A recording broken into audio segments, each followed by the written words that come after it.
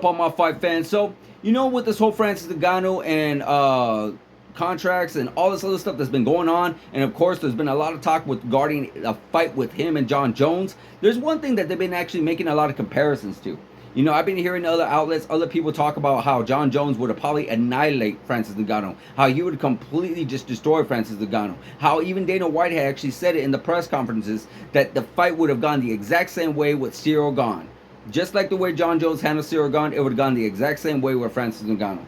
And the reason why they're saying that, look at the way Francis fought Ciryl Gane and look at the way Jon Jones fought Ciryl Gane. Guys, let's not forget something. Francis Ngannou went in there with career-ending injuries against Ciryl Gane. He went in there with career-ending injuries. I guarantee you that fight would have probably ended a lot sooner. Because again, if you're a boxer or an MMA fighter or any kind of mixed martial artist, that uses your hands, uses boxing, 100% that your power comes from your legs.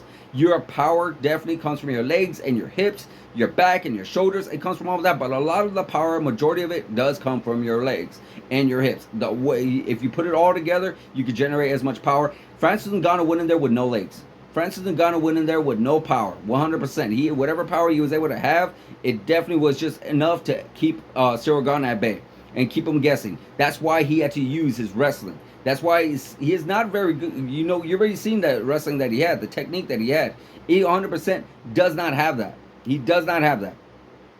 So he was able to, thankfully, it was just enough to get Ciryl Gane and enough to get that win that he desperately needed, because we remember he was going back and forth with the contract disputations. He was going back and forth with Dana White. So when he won, he actually won over a lot of fans and a lot of people. And it was like almost like they stuck it to the UFC. And it was definitely a really, really, I guess you could say, a very, very happy time for Francis, for sure. But still, at the end of the day, we already know what happened with Jon Jones. When he comes in and he goes against Ciryl Gane, what does he do? He pretty much bullies him, gets him to the ground, and submits him within a minute? I want to say maybe a minute and a half. Very impressive. Not saying it's not impressive, but very impressive.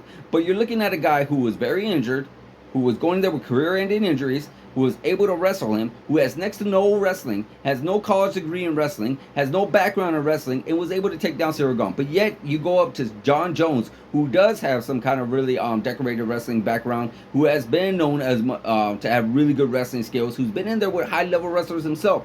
So it wasn't super impressive that Jon Jones was able to do that to Ciryl Gane. In a sense, not necessarily, but it wasn't super surprising. It was very surprising how fast it ended, but it wasn't surprising the fact that he was able to get Ciryl Gane down.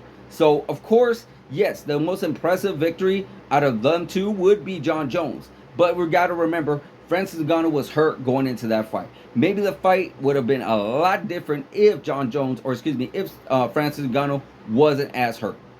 If he wasn't as hurt, maybe it would have went different.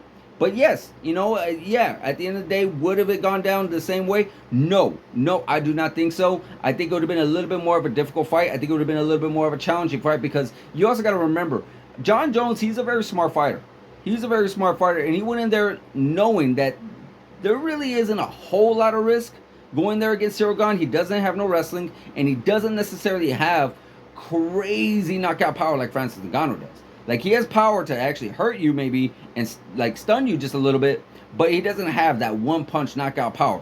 See, where Jon Jones, I don't see the urgency of him going right away, take him down, or something like that, because of the fear of possibly getting caught. He's going to have to feel out Francis. He's going to have to really, really be careful of Francis, because if he has a healthy Francis, a Francis that is 100%, has his legs and has his power, it is going to be a very much different fight. It is going to be a really good slobber knocking fight. I feel like it will definitely be more of a chess match.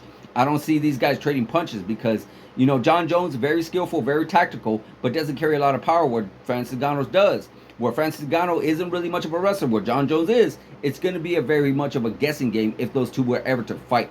So that's where I want to tell you guys this. Like, for those who are actually thinking like, oh, well, look at how Jon Jones defeats Ciryl Gane, look how Francis Ngannou defeats Ciryl Gane. If you guys forgot, if you guys just do not remember, Francis Ngannou went into that fight 100% hurt.